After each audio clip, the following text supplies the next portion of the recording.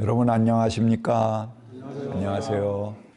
오늘은 예수님이 이제 율법 논쟁이라고 그러는데요. 여러 가지 옛 법을 뒤집고 새 법을 이야기하고 또 그러니까 율법을 중시 여기는 그 율법학자나 바리새파 사람들 이제 그들이 예수의 적대자로 나타나죠.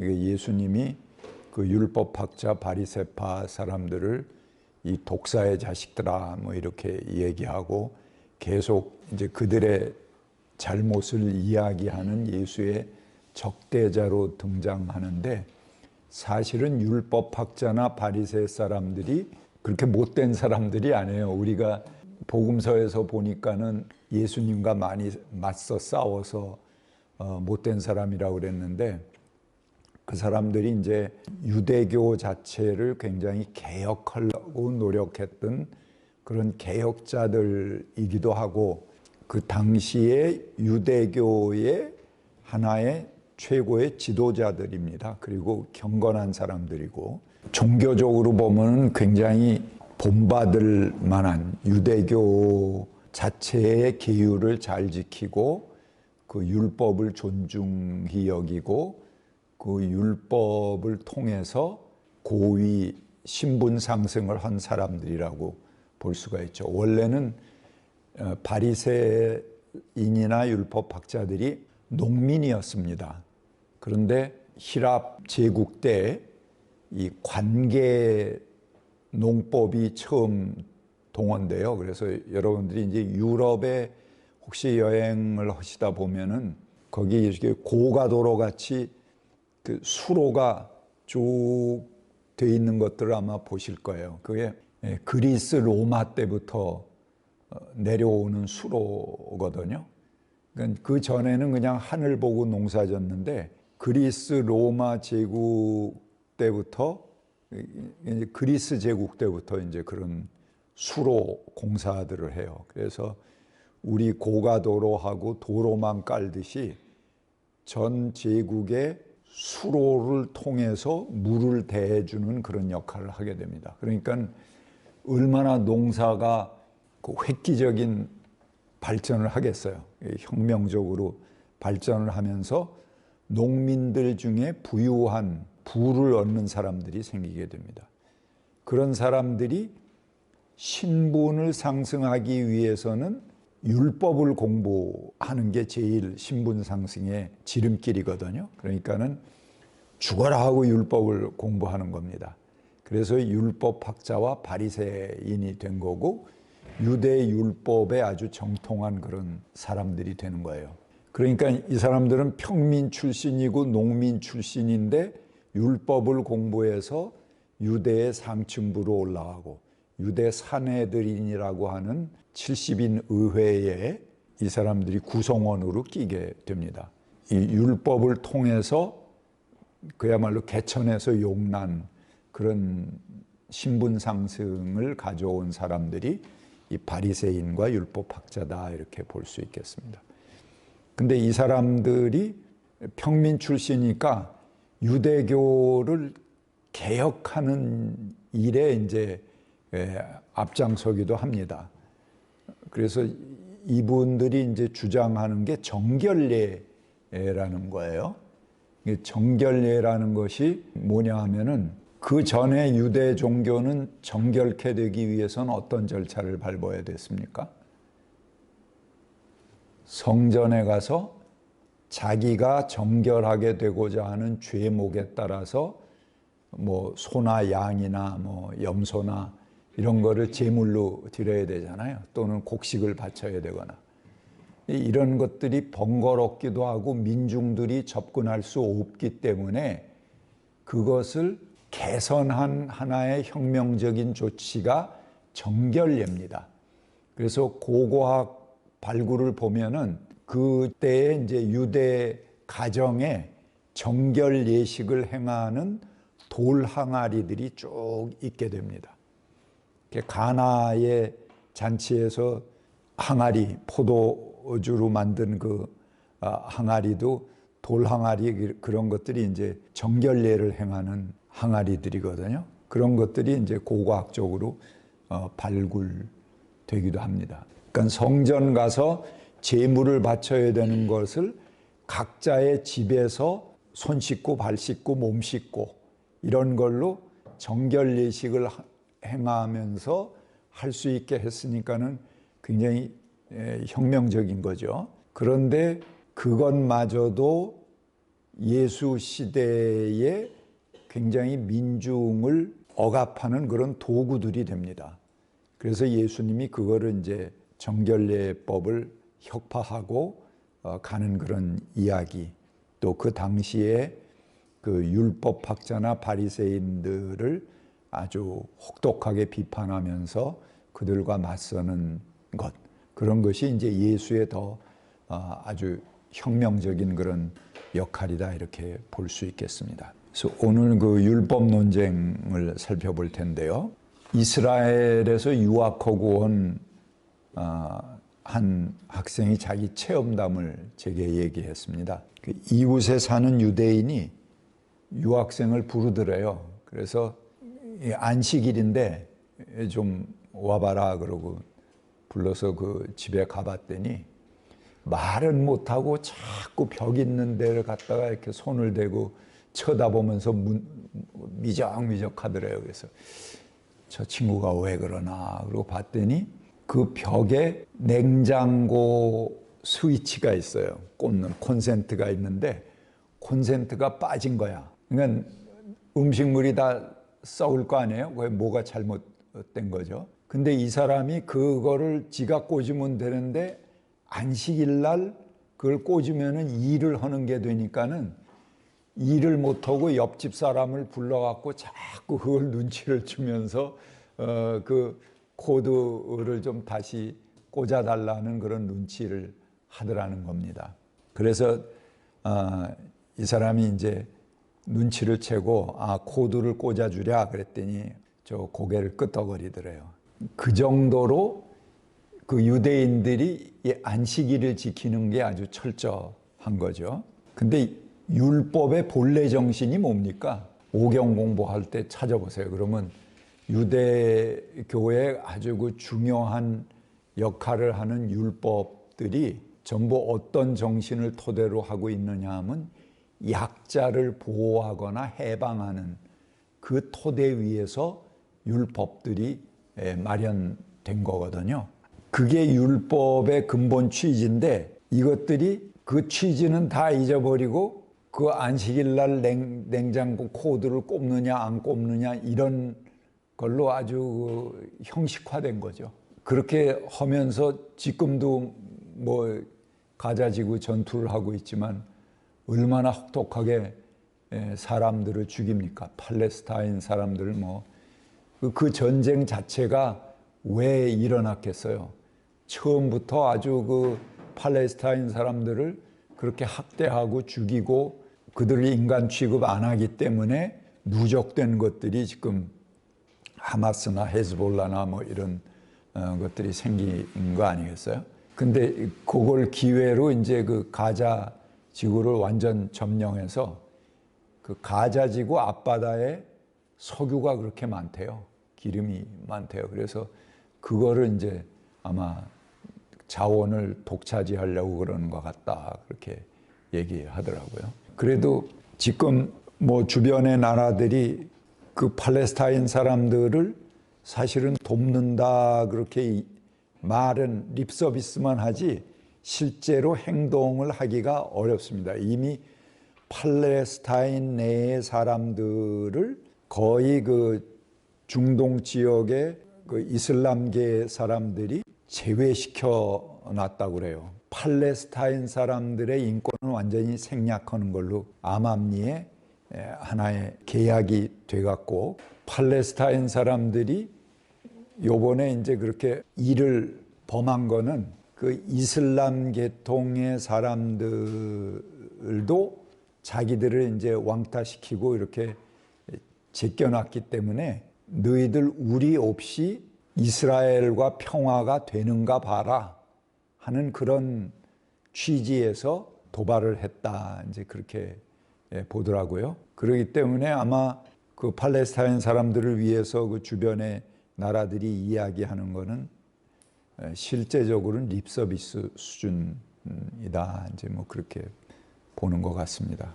뭐 모르죠. 이제 앞으로 어떻게 변할지 모르지만 그런 틈을 타갖고 이스라엘이 아주 잔인하게 그걸 탄압을 하는 것 같아요. 얘기가 샜는데 이 사람들이 그렇게 이웃의 인권과 목숨, 인명을 살상하면서 그게 진짜 율법의 본뜻인데 그 율법의 본뜻은 다 팔아먹고 냉장고 코드 하나 꼽느냐 안 꼽느냐 이걸로 율법을 지키느냐 안 지키느냐 바뀌어져 버린 거죠. 얼마나 가증스럽습니까? 본질을 모르고 곁가지만 붙들고 늘어지면은 이런 엄청난 왜곡들이 생기는 거예요.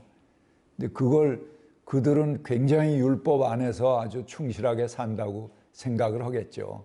그러나 그건 근본적으로 율법을 아주 우습게 만드는 행위다. 그렇게 볼 수 있겠습니다. 이는 하루살이는 걸러내고 낙타는 삼키는 위선. 예수님이 그렇게 말씀하셨죠. 이 바리새 사람들을 가리켜서. 그들이 율법을 지키는 것은 하나님과는 아무런 상관이 없습니다.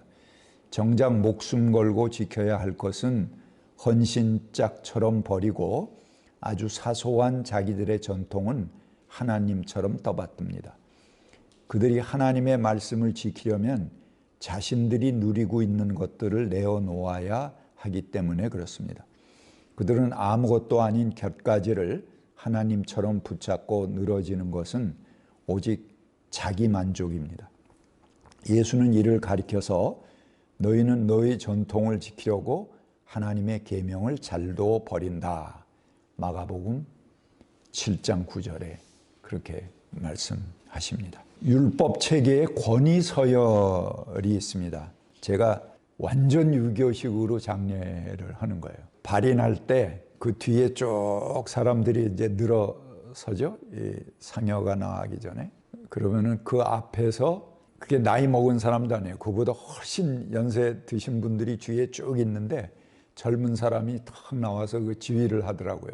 뭐 이웃에 자 뭐 어쩌고 저쩌고 그러고 이제 쭉 이제 그 지방을 읽는 거죠. 그리고 그 제례를 집례를 하는데 조금 하다가 곡해. 그래 그러면 뒤에 있던 사람들이 에고 그러고 막 그 곡을 해요. 그런데 그러다가 그쵸? 그러면 또 그치고 또 뭐 자기 뭐 이렇게 하고 또 하다가 곡해 그러면 에고 그러고 곡을 하고 그런 걸 봤어요. 그래서 야 이게 그렇게 최고 고령자도 아니고 자기보다 훨씬 연세 드신 분들이 많은데도 뭐 존댓말도 안 해요. 우리 부흥 강사들이 부흥회 오면 뭐 반말하고 욕하고 그러는 것 같이 그게 권위라고 생각하는 것 같아요. 뭐 곡해, 뭐 그쵸, 뭐 이러면서 그 예식을 주관하는 걸 보고 그 장례법을 아는 거, 그 절차를 아는 게 그 마을의 하나의 지도자가 되는 거죠.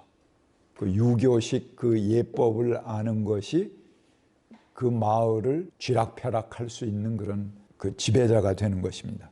그렇듯이 고대 사회에는 더군다나 이런 법률 체계가 대중의 통제 수단이 됩니다. 특히 행정력, 정보 능력이 극히 제한된 사회에서 가장 효과적인 통제 수단은 각자의 내면에 파수꾼을 세우는 일입니다. 그것이 바로 법률 체계입니다. 그래서 고대 사회의 행정력이 약하기 때문에 법률에 대한 강제력은 종교가 합니다. 예수 시대도 마찬가지입니다. 이스라엘 사회는 율법에 능통한 체계로 서열화되었습니다. 당시의 율법학자와 바리새인은 그런 그 법률 체계를 이용해서 지도적 위치를 차지하고 있는 거죠. 이들은 재판관의 역할도 수행합니다. 그러나 재판관의 공정성을 유지하기 위해서 보수를 받는 일은 금했습니다. 이거는 유대 법인데도 우리 이 법보다 훨씬 앞장서 있는 것 같아요. 재판을 할 때 돈이 안 들도록 하는 거예요. 재판할 때 돈을 내고 재판을 하면은 돈 있는 사람이 항상 재판에 이기지 않겠어요? 그러니까는 재판할 때 돈이 안 들어가게 하고 재판을 해주는 것으로 보수를 받지 않아요. 재판장도. 그러면 뭘 하냐 하면 이 사람은 율법을 많이 알기 때문에 율법을 가리키는 것으로 교육으로 돈을 얻는 거지 재판 자체로는 돈이 개입되지 않도록 하는 게 이제 유대 사회의 재판입니다. 근데 우리 사회는 지금 어때요? 변호사 산다고 그러잖아요. 그래서 공연히 돈 있는 사람이 가난한 사람들 그냥 소송에 시달리게 하는 거죠. 그러면 질려갖고 가난한 사람들은 소송을 못 해요. 이 돈이 얼마 들까? 이것 때문에. 그래서 포기한다. 그렇게 만드는 거죠. 이런 변호사를 산다 그러잖아요. 오직 하면은. 변호사들이 들으면 굉장히 기분 나쁠 텐데 우리 사회에 아주 관용어처럼 돼 있어요. 그래서 법률 전문가는 생활 부담을 전혀 느끼지 않는 이유는 돈을 받지 않고도 이들이 생활의 부담을 느끼지 않는 이유는 본래 여유 있는 계층일 수밖에 없는 거죠. 그러니 그들이 반민중적 성격을 가지는 것은 당연하다고 볼 수 있겠습니다. 재판관들이 보수를 받는 것은 후진 양성을 위해서 가르칠 때입니다. 이처럼 율법을 익히고 교육한다는 것은 합법적인 신분 상승의 가장 빠른 통로였기에 무엇보다도 율법을 배우고자 하는 교육의 열기가 높았습니다. 정결예법. 정결예법은 음식을 먹기 전에 손을 씻는 법입니다. 아까 제가 그 당시에 유대인들의 집에 전부 이 정결예식을 행하는 그릇들이 전부 보관되어 있는 게 고고학적으로 발굴됐다고 그러지 않았습니까? 그래서 시장에서 돌아와서 몸을 씻는 법, 그 밖에도 잔이나 단지나 녹그릇 같은 것을 씻는 방법, 이게 다 나와 있습니다. 마가복음 7장 3절부터 4절 보면은 그릇을 어떻게 씻는가 이런 것들이 다 나와 있어요. 몸을 어떻게 씻는가. 근데 고대 사회에는 종교와 위생의 경계가 없습니다. 요즘은 이제 이게 세균이니 바이러스니 이런 것들이 많이 발견되기 때문에 이 씻는 것 이런 것들이 종교적 율법이 아니라 위생 때문에 하는 거잖아요. 그런데 그 당시에는 엄밀하게 그런 원인을 모르기 때문에 뭔가 부정하게 먹으면 병 걸린다는 거는 경험상 알고, 그러니까 그거를 종교적 계율로 지정하는 것입니다. 위생 때문에 하지 말라는 게 아니고 그걸 범하면 위생의 문제가 아니고 하나님의 말씀을 어기는 거예요. 법을 어기는 거죠. 그나마 하나님의 법으로 통제하니까 많은 사람들이 또 그 위생적인 거를 지킬 수 있게 만드는 그런 게 이제 고대 사회였습니다. 더러움의 종류가 오늘날처럼 위생의 분야가 아니었습니다. 이는 종교적인 금기로 다루어져서 무한히 확대됐습니다. 예를 들면 질병은 종교적 저주이고 위생은 종교적 계율로 생각했습니다. 그래서 바리새 사람들은 어떤 일이 있어도 식사 전에는 반드시 손을 씻고 타인에 대해서도 그것을 요구하고 말을 듣지 않는 자에게 저주를 퍼붓습니다. 뿐만 아니라 여러 가지 식기를 씻는다든지 몸을 닦는다든가 하는 것도 복잡한 규칙을 만들었습니다. 그래서 그 법으로 사람들을 판단하고 종교적으로 죄인의 낙인을 찍었습니다. 그럼 몇 가지 사례를 보겠습니다. 만약에 도둑이 들어왔다면 그 도둑이 발로 밟았던 곳은 더럽다고 여겼습니다. 게다가 도둑이 들어왔던 곳에 뚜껑이 닫힌 토기는 괜찮지만 뚜껑이 열려있던 토기가 있었다면 그 토기 안에 담긴 음식물, 액체, 그것 역시 부정한 것으로 여겨서 먹을 수 없는 음식이 됩니다. 또한 물건 만드는 일이 직업인 장인이 방에 있으면 그 방과 장인의 손이 닿은 범위는 불결하다, 그렇게 여기는 것입니다. 물론 이제 도둑이 들어와 갖고 위생 처리해 갖고 뭘 훔쳐가거나 그렇게 안 하겠죠. 음식을 훔쳐갔다든가 그러면은 그냥 아무거나 그 더러운 손으로 막 휘저갖고 집어갖고 갔을 거 아니에요. 그러니까는 그때 뚜껑이 닫혀 있는 건 괜찮지만 뚜껑이 열려 있는 건 오염될 가능성이 있는 거죠. 근데 그게 종교적 계율로 확정이 돼 있기 때문에 요즘 같이 위생 처리해서 먹는 게 아니에요. 뚜껑이 열려 있는 건 전부 부정한 거기 때문에 다 버려야 돼.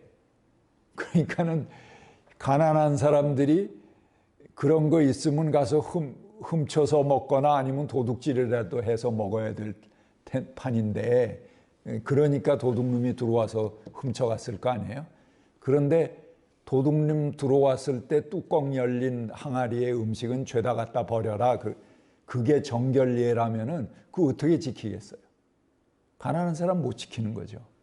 그러니까 그걸 못 지키면 저놈은 죄인이 되는 거고, 그건 부정한 놈이 되는 거고, 그 놈 때문에 전체가 오염되고 병 걸린다, 이렇게 생각하게 되는 거죠. 그리고 병도 위생의 관점이 아니고 저거 하나님께 벌 받아서 아픈 거다, 이렇게 보는 거예요. 죄 지었기 때문에 병 걸렸다, 이렇게 보는 거죠. 그러니까 위생과 종교 계율에 구분이 없기 때문에 막 무한히 확대되는 것입니다. 그러면은 민중들로서는 그 정결례법을 다 지키면서 정결하게 살아가기는 굉장히 어려운 거죠. 예수님의 제자들도 바리새인들에게 비난받잖아요. 제자들이 와서 밖에 갔다 나오면은 정결례를 행해서 손을 깨끗이 하고 음식을 먹어야 되는데 밖에 갔다 들어와서 그냥 더러운 손으로 음식을 먹었나 봐요. 그러니까 저것들은 정결례법도 안 지키고 더러운 손으로 음식을 먹는다고 비난하잖아요. 이런 규정은 위생과 병균이나 전염병 예방을 위해서 지킬 수 있으면 좋겠죠. 다 갖다 버리면 깨끗하고 좋죠. 그러나 실제로 민중은 이런 정결례법을 엄격하게 지키면서 생활할 수 없었고, 정결례를 못 지키면 죄인이 됐습니다. 이스라엘 지배 세력은 하나님의 이름을 빌어서 지배자의 특권적 위치를 계속 독점하겠다는 더러운 욕심을 법으로 포장했습니다. 바리새 사람들, 율법학자들이 정결례로 성전 희생제사를 덜어 일부 대처하게 한 거는 굉장히 혁명적인 조치지만 그것 자체가 또 민중들에게 벽이 돼 왔다는 거죠. 그래서 종교적 지배체제와 더러움이라는 걸 한번 살펴보겠습니다. 종교적 불결함을 규정하는 법은 얼마든지 확장되었습니다. 그리고 그 희생자는 사회 약자들입니다. 정부정, 정하고 부정한 것의 문제는 위생상 필요한 수준에 한정되지 않았습니다. 종교적으로 무한히 확대하여 실생활과 전혀 관계없는 영역에까지 뻗어갑니다. 종교는 지배체제와 한 통속이 되고 지배자가 된 종교는 민중을 더러운 자로 여기고 배척합니다. 고대 농경사회에서 지배 이데올로기의 관심은 정결한 것과 부정한 것을 나누는 데 있습니다. 소위 이런 거를 정부정의 체계다, 그렇게 이야기를 합니다. 그래서 이렇게 트라이앵글, 삼각형 피라미드 체계가 있으면 맨 꼭대기엔 뭐예요? 가장 정한 것, 깨끗한 거죠. 그 다음엔 덜 정한 것, 그 다음엔 덜 부정한 것, 부정한 것, 더 부정한 것, 이런 식으로 이렇게 피라미드 형성이 되는 겁니다. 그러면 맨 위에 가장 깨끗한 것, 정한 것은 어떤 사람들이 누릴 수 있습니까? 그럼 우리 사회도 마찬가지예요. 가장 깨끗하고 깔끔한 사람들은 사실은 사회의 상층이죠. 우리는 뭐 웬만하면 다 깨끗하죠.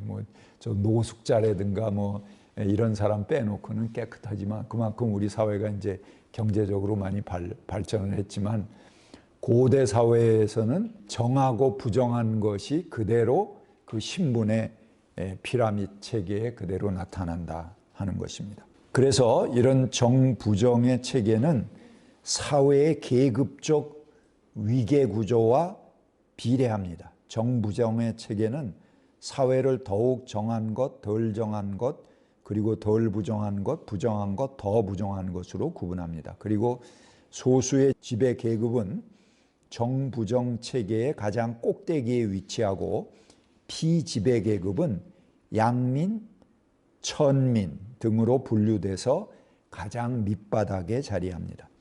이 정부정의 체계는 경제적인 하층민들을 항상 그 사회의 종교적 기준에 가장 부적합하다고 판정합니다. 가장 밑바닥 인생은 항상 더러운 존재입니다. 실제로 그들의 몸에서는 악취가 나기 일쑤입니다. 반면 사회 상층부일수록 깔끔하고 정결합니다. 이런 상황에서 상층 지배자들은 자신들의 정결함을 더욱 잘 유지하기 위해서 각종 정결례를 규율로 정했습니다. 그들은 가난하여 지저분한 채로 살아가는 이웃들에게 올가미를 씌워 천길 만길 낭떠러지로 내몰았습니다. 그래서 예수님이 그렇게 얘기하셨죠. 마가복음 7장 15절에 이렇게 말씀하십니다. 무엇이든지 밖에서 몸 안으로 들어가는 것은 사람을 더럽히지 않는다. 더럽히는 것은 도리어 사람에게서 나오는 것이다. 사람에게서 나오는 똥이나 오줌이나 이런 걸 얘기하는 게 되겠지만, 그걸 넘어서서 온갖 더러운 마음들, 욕설, 시기하는 마음, 지저분한 마음들을 얘기하는 거죠. 그래서 예수는 산상수훈의 병행귀인 누가의 평지설교에서 다음과 같이 선언합니다. 가난한 여러분은 행복합니다. 굶주리는 여러분은 행복합니다. 우는 여러분은 행복합니다. 이거 우리가 지난번에 다 공부했습니다. 가난한 사람, 굶주린 사람, 우는 사람이 행복하지 않다는 것을 가장 잘 알고 있는 사람은 다름 아닌 예수입니다. 그렇다면 이 말씀은 분명히 역설적입니다. 율법을 모르는 이 민중은 저주받은 족속이다 라고 말하는 바리새파 사람에 대해서 예수는 그런 민중이야말로 행복하여라 라고 응수하는 것입니다. 자기들이 가진 것으로 교만해져서 형제를 죄인으로 몰아세우는 사람들이 오히려 더러운 자입니다. 가난한 자는 멸시당하지만 타인을 정죄하지 않습니다. 가난한 자들이야말로 하나님 보시기에 참으로 복 있는 사람들이라는 선언 자체가 형제 자매를 정죄하는 자들에 대한 투쟁 언설이라고 볼 수 있겠습니다.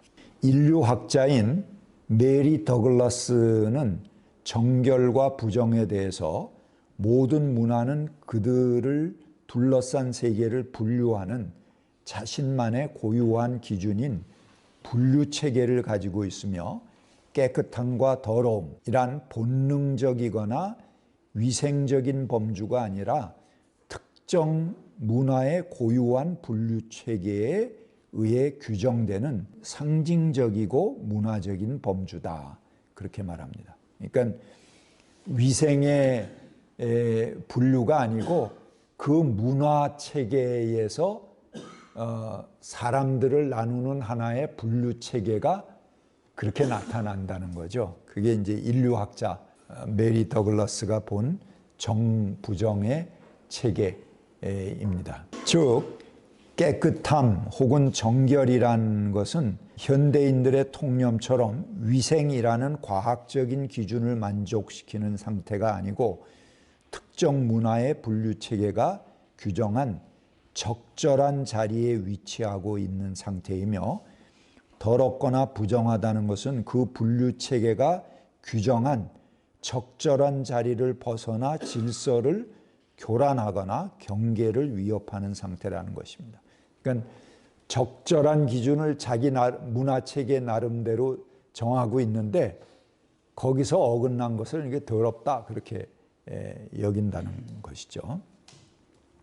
그런 의미에서 당시의 정결례는 기득권자들의 사회적 경계를 분명히 하고자 하는 법이었다면 예수는 가장 사회 밑바닥에 위치한 가난한 자, 굶주리는 자, 우는 자를 가장 행복하다고 하고 스스로 자신들의 정결을 자랑하는 자들을 향해서 오히려 더럽다고 그들과 맞서시는 것입니다. 이렇게 그들의 기존 질서를 교란하고 사회적 문화적 경계를 허무는 예수는 매우 위협적인 존재며 골치덩어리였습니다.